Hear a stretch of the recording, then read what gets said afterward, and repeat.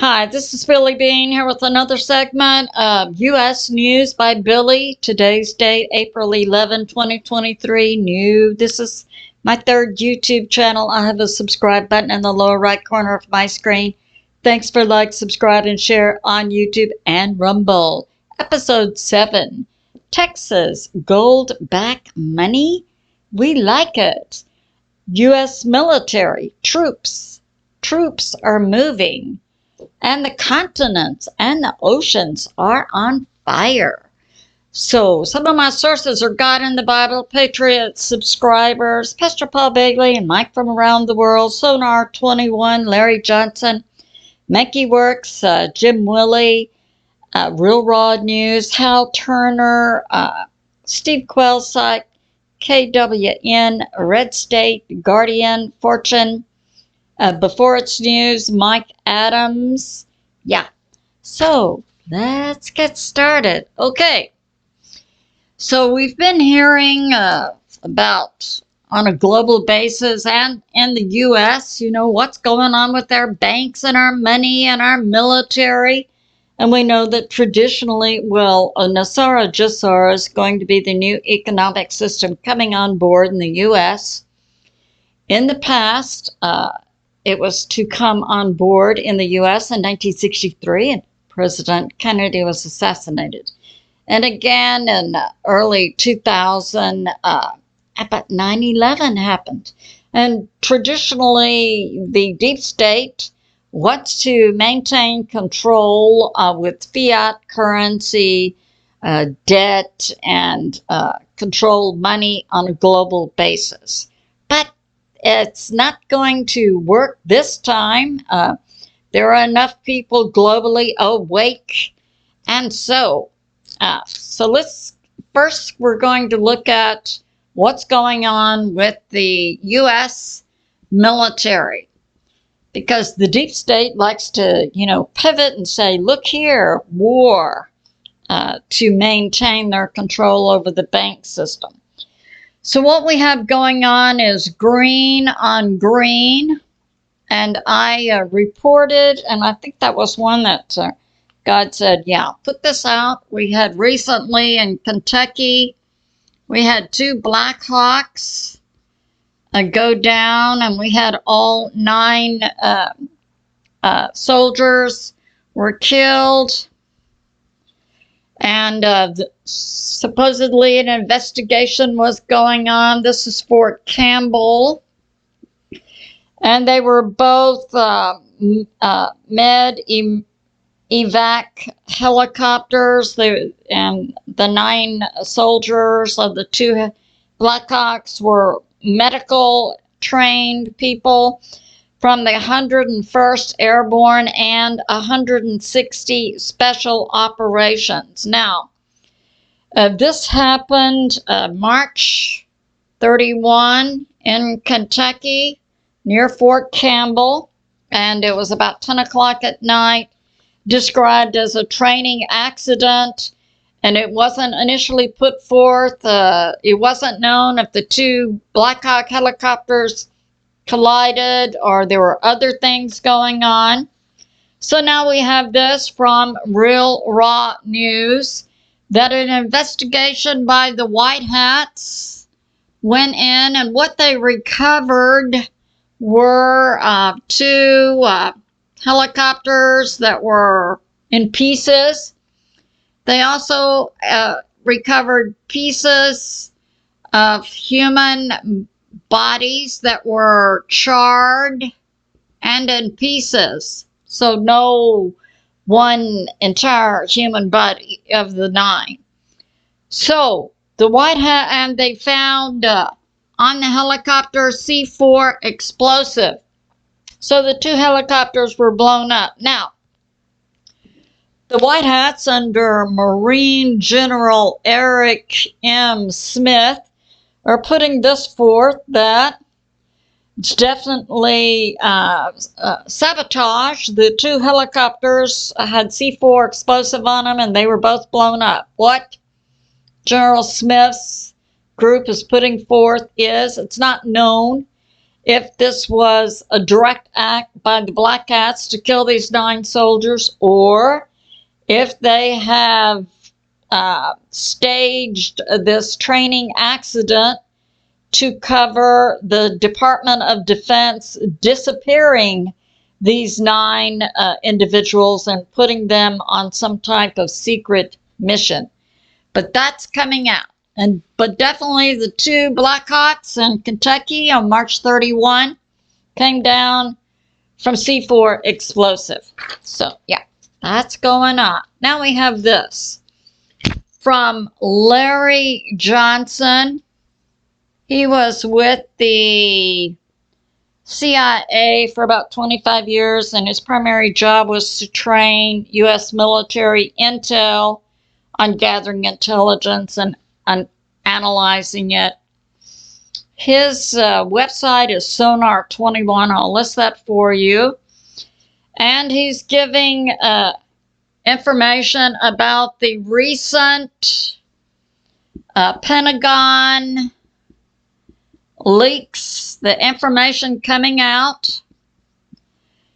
And it's believed by Larry Johnson and other analysts that the information is real. Now, Larry is giving this out, that it would have been at the Pentagon in a secure area, and no foreign members would have been there. And he says in the SCIF area where they keep the secret and top secret information, it is not hackable. This is Larry Johnson's statement. He also is putting forth as new information that the leaked documents also contained either video, written, well, I believe this was all printed material. Larry said the only way it could have gotten out of this secure area in the Pentagon was it was printed. It was like 100 pages printed. Someone brought it out. But it also contained a printed written record of phone conversations between different individuals in the government and the military of South Korea. We believe South Korea is an ally of the United States, but it's certainly possible there's been some infiltration into South Korea. So that's going on. Now we have this. We have MonkeyWorks. And Monkey Site documents movements of military planes. He had about 30 years experience in the military, came out, he has YouTube. He also has a ministry, a YouTube site. So his primary YouTube show documents 3 times a week movements of military planes in the U.S. and globally, and sometimes ships and other things. So he's putting this forth. In the last few months, we've had hundreds of C-17s moving troops, and they're all going to Europe.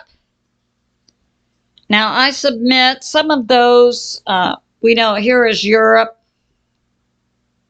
here is Ukraine, here is the Middle East area that's gone hot recently for the U.S., Jordan, Syria, Iran, so that's going on.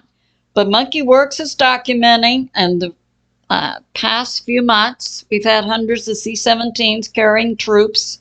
We believe in Europe, that would be Estonia, Latvia, Lithuania, Poland, Romania, and maybe some outside parts of Europe. We have up to 300,000 U.S. troops along Ukraine, and we don't know the exact number inside Ukraine. We had that recent information from Hal Turner last week.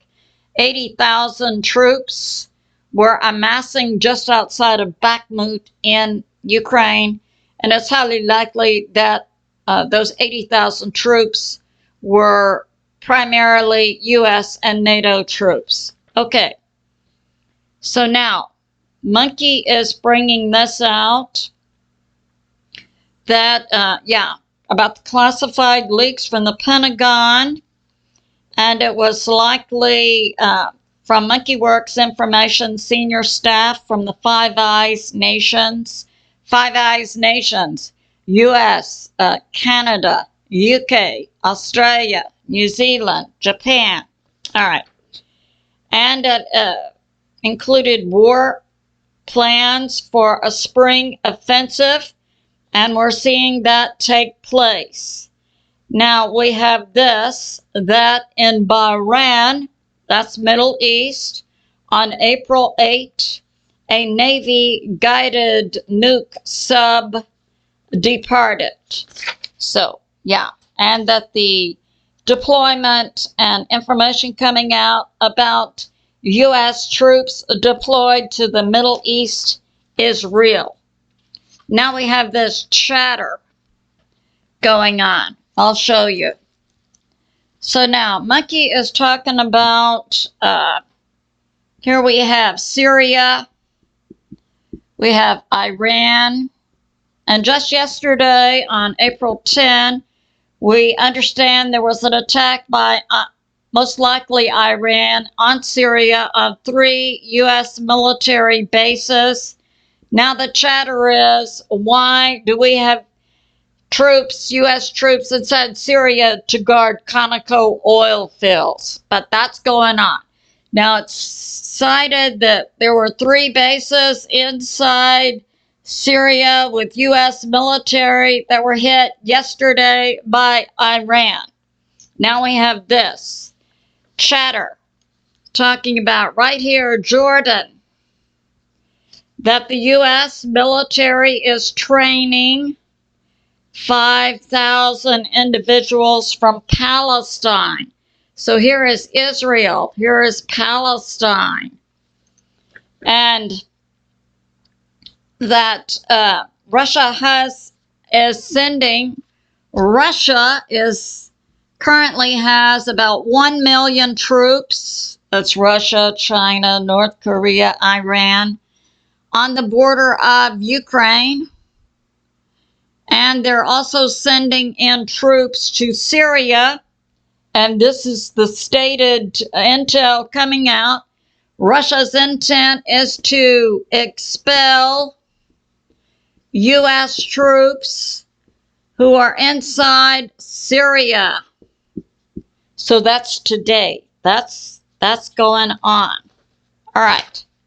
Now we have this. We're moving on now to space weather, what's happening on the Earth. And we know if you're planning on war or changing a bank system, you have to, an economic bank system, you have to take into account the weather. So Pastor Paul Begley's Thursday night program has on it Mike from around the world. And we believe Mike works for the NSA. Mike knows stuff, and he knows a lot of stuff about space weather. So we know that something in space is impacting the Earth and our weather and economies and human health and other things. Some call it a galactic sheet. Some say Planet X, Nibiru. Mike uses the term waves of energy.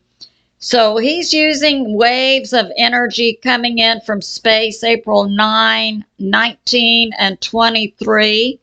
I submit to you that correlated to that recent outbreak we saw in the U.S. when we had auroras all the way down to Texas and Florida, and we had an EF5 tornado in the Midwest U.S.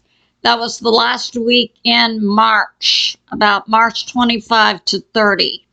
And we've had outbreaks of tornadoes and now about 30 to 50 deaths in the Midwest. I believe the Midwest U.S. geologically is attracting, that would be based on its electromagnetic signature. It's attracting this space weather, and that's resulting in stronger tornadoes like that. Okay. So this is going on, and we're seeing in Africa the continent of Africa is splitting. Now, this split has been going on. I've been looking at geology since I was in college in the 90s. And this split has been going on for, I would say 100 years. But now it's being impacted by this space effect. Also, it was in 2020 when God said to me, pay attention to the edges of the tectonic plates. Magma inside the earth is rising up, and that is what we're seeing. So we're seeing the Africa continent, the whole continent splitting. There will be a new ocean there, but earth changes are accelerated from all this impact from space. Now, we're also seeing an increase in strong volcanoes, and Mike from around the world is predicting the 5 largest volcanoes we would see soon be erupting. And so that's going on. Now, Guardian is reporting also a temperature for the oceans, which has a direct impact on volcanoes, earthquakes, and weather, is increasing around the world. And that correlates to that information from God about the magma rising inside the earth. And the information given is changing from 21 degrees Celsius to 21.1 degrees Celsius. A change in ocean temperatures of about, on the Fahrenheit scale, 68 to 70 degrees.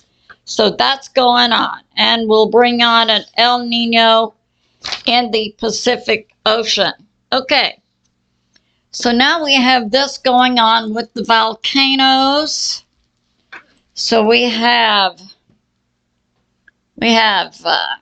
California, we have Canada, we have Alaska, we have Russia. This is the volcano going off in Kamchatka, and that's began a few days ago. We also in South America have one going off in Colombia, and then I think in the Australia area down in Java. So we have major volcanoes going off. The one in Colombia last went off in 1985 and killed 23,000 people. On April 10, yesterday, they were evacuating people at the top of the mountain, and this volcano in Colombia last week had 6,000 earthquakes per day. Nevada del Ruiz. So they are evacuating people there. Now, this one in Russia, which is very close to Alaska, the Aleutian Islands come down, Kamchatka. So now this is large. It's putting out an ash cloud that is 400 by 250 kilometers, are about 249 miles by 156 miles. Now, up in the air, and they're giving warning to commercial airlines about the ash going up. It's going up 20 kilometers, or about 13 miles into the air. Okay, so that's going on. And we have this. Now we'll move on. So we have earth changes going on from space impacting the earth. We have the continent of Africa splitting. We have several of the 5 largest volcanoes on earth going off and other things. So that's impacting war and money and human health. And now we'll move on to the U.S. economy. This is from Jim Willie, PhD economist from Costa Rica. Now we have the 5 eyes, U.S., UK, Australia, New Zealand, Japan, Canada, okay, plus. So we have Japan, part of the Five Eyes, and this group is in like the G7 economy, which would include the US dollar. Over here, we would have the BRICS nations, Russia, China, India, and then most recently, Mexico. We hear Canada is going in. We have Cuba, Middle East, Iran, Saudi Arabia, Oman, and other Middle Eastern, and Turkey and Syria, we understand, are also to be joining BRICS. That would mean that Turkey is going to resign from being a member of NATO. So this is the contrast between the economic systems. So Jim Willie is saying that Japan is selling U.S. bonds, and that they're selling them even though this is causing the Japanese value of their money to go down as they sell them. But their plan is to sell all U.S. bonds, get off of using and accepting the U.S. dollar, join BRICS, and have a gold and silver-backed economy. And we're seeing at U.S. ports less and less imports and exports are occurring also because other nations, many nations, are not accepting U.S. dollars.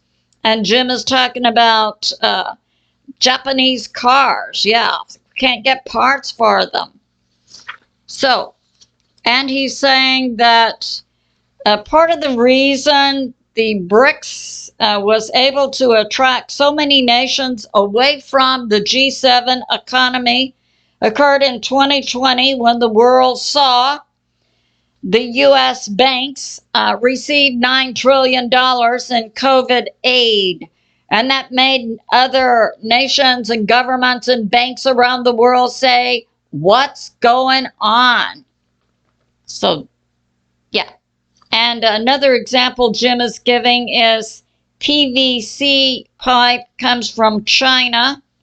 So, yeah, can expect an increase in cost of 8 to 10 times. And we know that PVC pipe is commonly used in U.S. plumbing. So, yeah, that would hit us, bam, right in our homes if we had to replace plumbing. So, yeah, everything's going up. We can expect less and less on our shelves until this system is straightened out. Now, I submit Nasara Jassara is in progress. It's in progress, we know, in many nations outside the U.S., but I believe it's going to be in place in the U.S. by the summer. Now, this information is coming out. Mike Adams was bringing out a possibility of Texas banks passing legislation to have a Texas gold-backed something like a digital currency or a bank that's backed by gold, part of the Nasara Jassara. Now, this saga in Texas began a long time ago. About 10 years ago, Governor Abbott and state legislatures passed legislation in Texas to go to New York City to HSBC Bank to get the gold that belonged to Texas. $862 million worth. And the legislation was passed in 2018, and they had to set up a Texas state-operated gold depository, and that's in Austin, Texas. And now, there's a bill that was passed on July 15, 2015, Texas gold-backed bank. And depositors bypass the Fed bank. That was HB Bill 483, passed by the Texas legislature in 2015. And now, Mike Adams yesterday is bringing this out. More legislation to be passed by the Texas legislature to bring a gold-backed coin digital card. And the way I understand it from Mike, the way it would work is Texas. They would have to pass the legislation to set up a bank in Texas that was gold-backed.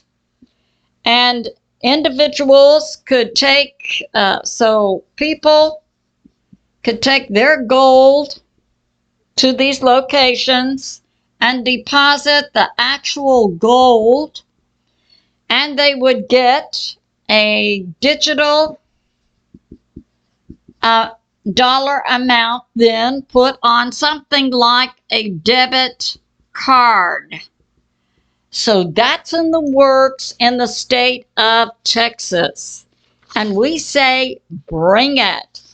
We know that, and I believe for the U.S., for our banking system, based on information from Jim Willie and other economists, that our regional banks, and Jim Willie's advice was to use a bank that was in 3 or less states, and small regional banks, and they're solid, they're well managed, they have solid deposits from people in the community, and so they're solid. Now, our large banks across the U.S. in the last 2 weeks, we had U.S. depositors withdraw up to $1 trillion from banks.